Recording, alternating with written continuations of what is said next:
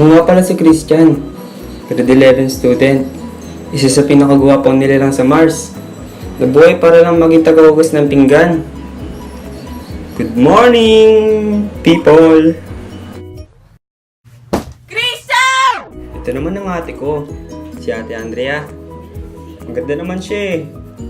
Kaso pinatera sa lahat ng manggising. Kulang na lang, kainin kanya ng buo. Bakit? Anong bakit? Kapag hindi ka gumising, malilipasan ka. Kapag hindi ka gumising, hindi ka responsable. Ha? Kaya kung kayang malipasan, bumangon ka para responsable ka. Before we move to the main topic, we need to know the forms of valid reasoning in hypothetical syllogism.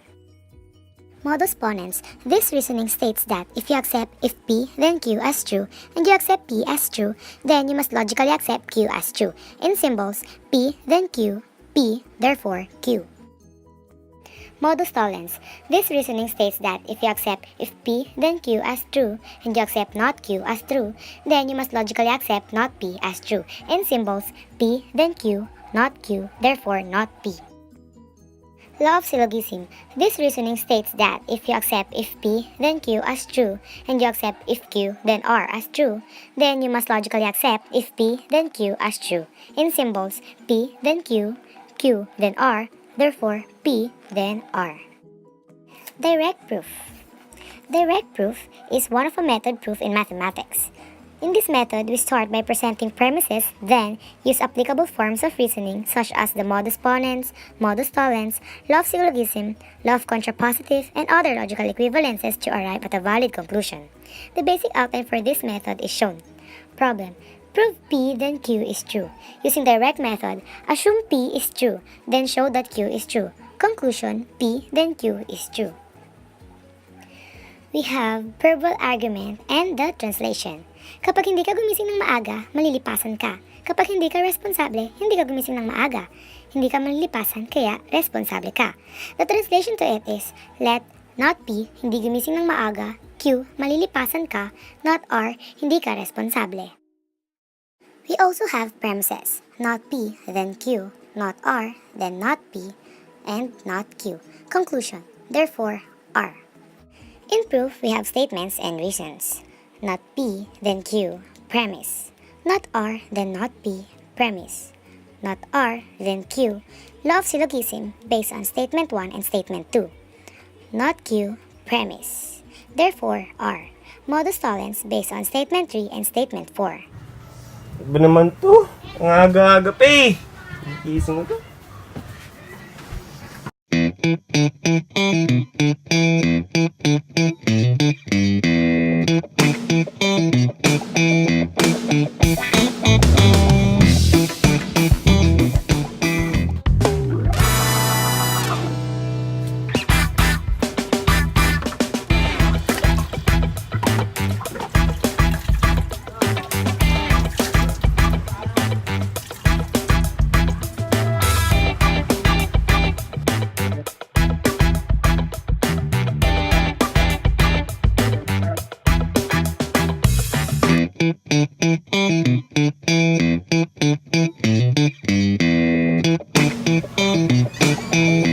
May artista pala dito.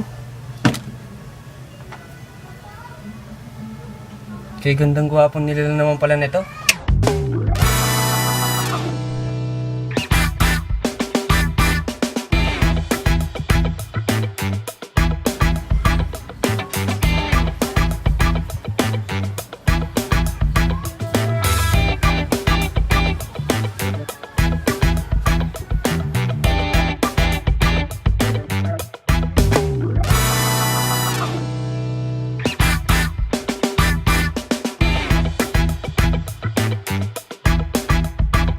Good morning, good morning.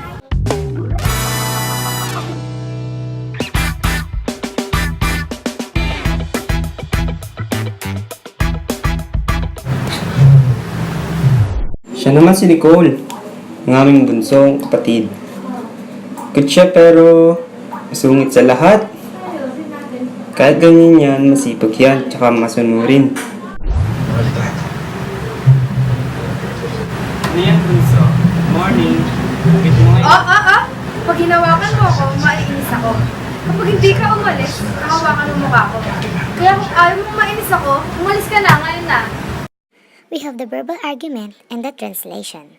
Kapag hinawakan mo yung mukha ko, maiinis ako. Kapag hindi ka umalis, hahawakan mo yung mukha ko. Kaya kung ayaw mong mainis ako, umalis ka. The translation to it is, let P, hinawakan mo yung mukha ko, Q, maiinis ako, not R, hindi ka umalis. Premises, P, then Q, not R, then P, not Q, conclusion, therefore, R. And the proof, P, then Q, premise, not Q, premise, not P, modus tollens based on statement 1 and statement 2, not R, then P, premise, therefore, R, modus tollens based on statement 3 and statement 4. Wala? Sungit?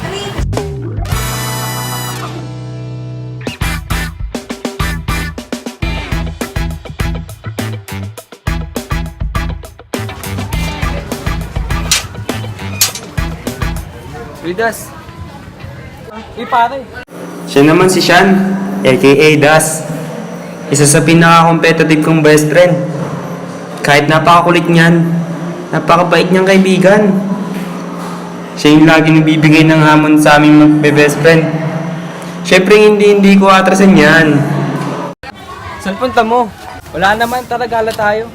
Tara, sige, wala naman ako mapupuntahan eh. Tara, saan ba punta natin? Asan ba si Wiz? Di ko alam eh, tingnan natin sa bilyaran. Tara.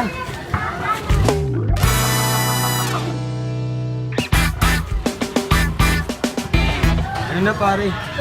Wala ka bang re-ready dyan? Tama-tama pare. May nakita ang babae sa kabilang village. Maganda siya.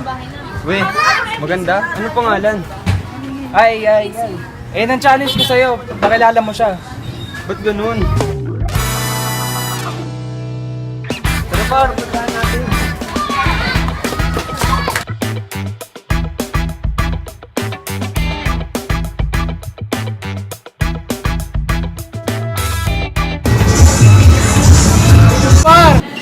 Ito naman si Wiz at siya ang pinakabata sa aming magkakaibigan. Sa totoo lang, kinulang to sa buwan nung bata siya. Pero napakibait na itong kaibigan namin at handang makinig sa lahat ng kwento.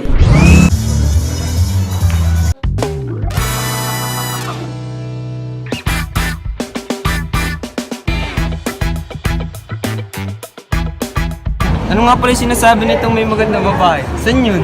Oo, nakita ko yun, nandun kumakain. Tara, puntahan natin. Ka.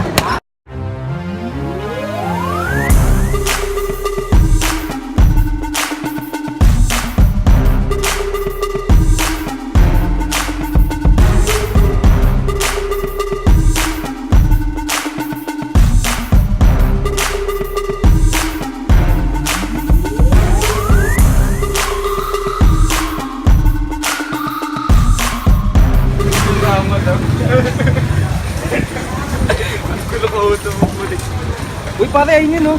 Saan? Oo nga, pare, no?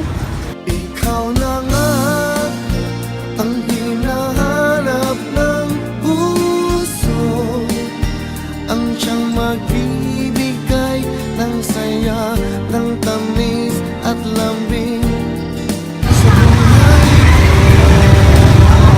Uy, na-start na ka na naman! Ayun! Tawag ka na namin! Tomorrow.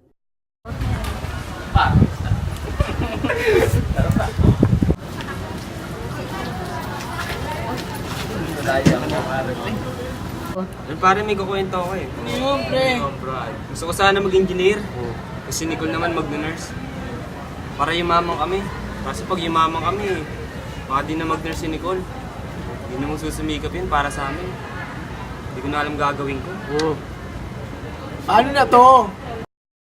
The idea behind indirect proof is that if what you assume true, which is the negation of the conclusion, generates a contradiction, then the conclusion is true.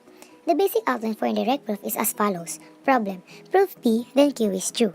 Using the indirect proof, assume P is true and Q is false. Using this assumption, generate a contradiction. Conclusion. P, then Q is true.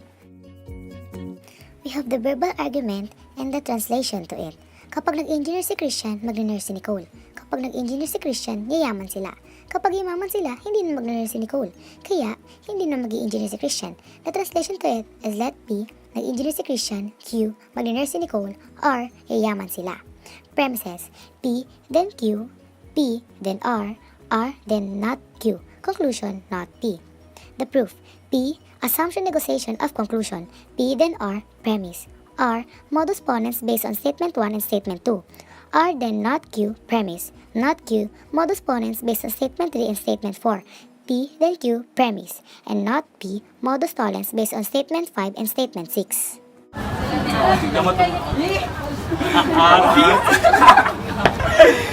Yung pare-pare namumukhaan ko yun. Sino ha? Taga din sa village. Nakita natin yung nakaraan. Ano ba yun? Sino yun? Sino yun? Yung nagugustuhan na ito. Hazel! Parin pala, hanap-hanap para-pap na kahit magpanggap di matatago na ang iyong yakap ang hanap-hanap para. Try ka to ah. Ano? Pag pinunta mo yun, makuha mo pangalan niya. Pag nakuha mo pangalan niya, astig ka. Pare, parang kinakabahan ako eh. Torpe mo naman, wala na ka. We have the verbal argument in the translation. Kapag pinuntahan mo yun, makuha mo yung pangalan niya. Kapag nakuha mo yung pangalan niya, astig ka. Eh hindi ka astig kasi ang torpe mo, kaya hindi mo pinuntahan yun. Let S, pinuntahan mo yun. P, makuha mo yung pangalan niya. Q, astig ka. Premises, S then P, then Q, not Q. Conclusion, therefore not S. Proof, S, assume negotiation of conclusion. S then P, premise. P, modus ponens based on statement 1 and statement 2.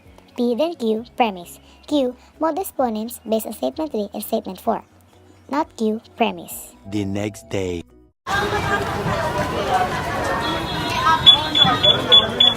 Uy, gagawin ng mga Mars na Filipino! Sakto nga, may laban eh. Tira mo lang tayo.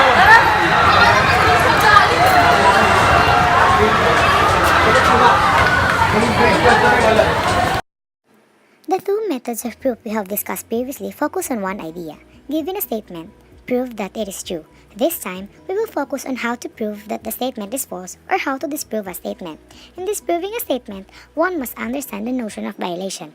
In this notion, we give at least one example, which is called a counterexample, that makes the statement false. This approach is called the disproof by counterexample. For instance, when you want to disprove the statement all doctors are male, you have to find a doctor who is a female.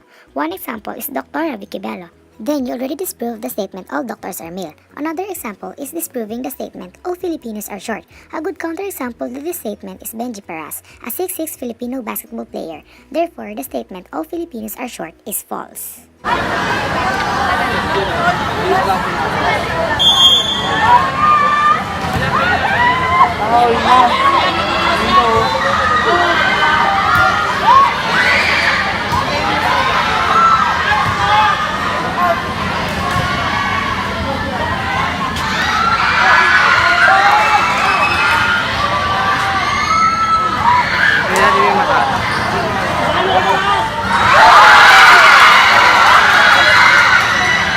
Uy, lahat ng Bible player at matangkad no? Hindi naman lahat eh. Bakit si Wayne? Hindi.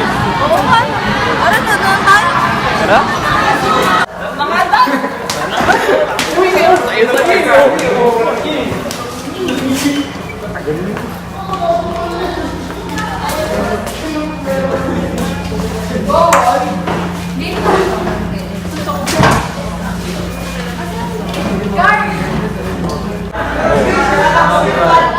Kasi yung gugulan ng mga tao dito eh. Mga teacher si Wayne, yung sungit. Hindi oh. Eh bakit si Ma'am Malv yun? Mabait yun oh. Oo nga eh. Ayun nga no, ayun ko na naalala. I will always remember the day you kissed my lips, light as a feather. And it went just like this. No, it's never been better than the summer of 2002.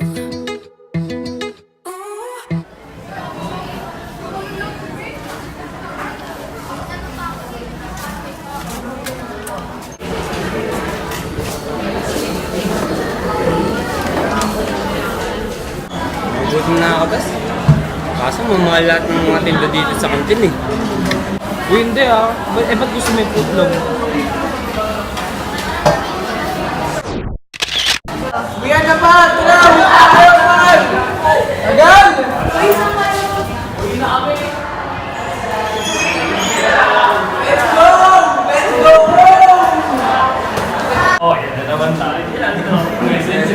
Talaga naman nung kaso.